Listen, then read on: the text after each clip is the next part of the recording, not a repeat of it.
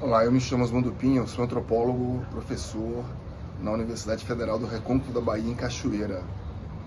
E tenho a satisfação de poder contar como uma das minhas conexões intelectuais, políticas e estéticas a relação que tenho travado com Paulo Ramos, autor de Corpos d'Água.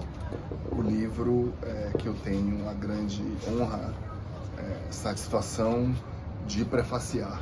Paulo Ramos nos diz: negar-se é definhar no rastro que o navio negreiro deixou.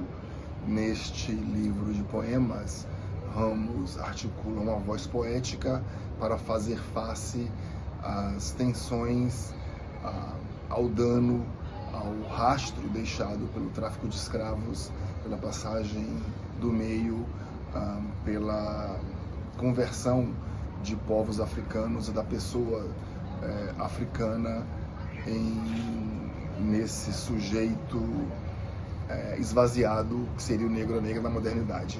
Com grande sensibilidade poética, Paulo consegue verter das dores do tráfico de escravos a água pura e renovadora das relações femininas que constituem um abrigo, um amparo, o útero acolhedor para a negritude no Novo Mundo.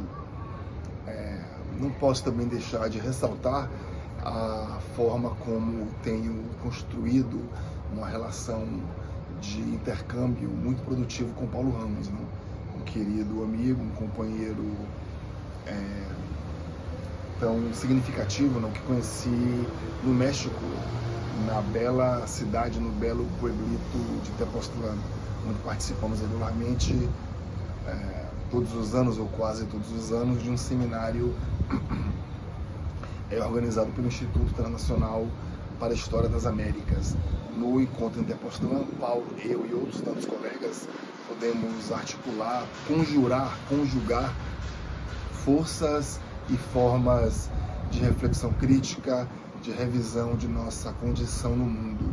Uma condição que para nós, herdeiros, filhos da África, se realiza nessa transição ainda inconclusa e aquática, manifestada ou materializada pela passagem do meio. É em direção às águas, a sua força de renovação, de regeneração, que o impulso poético, literário, crítico e existencial de Paulo Ramos se inclina. E para a obra de Paulo nós todos nos inclinamos como um modo de reconexão. Obrigado, Paulo, por sua obra, obrigado por ser um companheiro nessa jornada.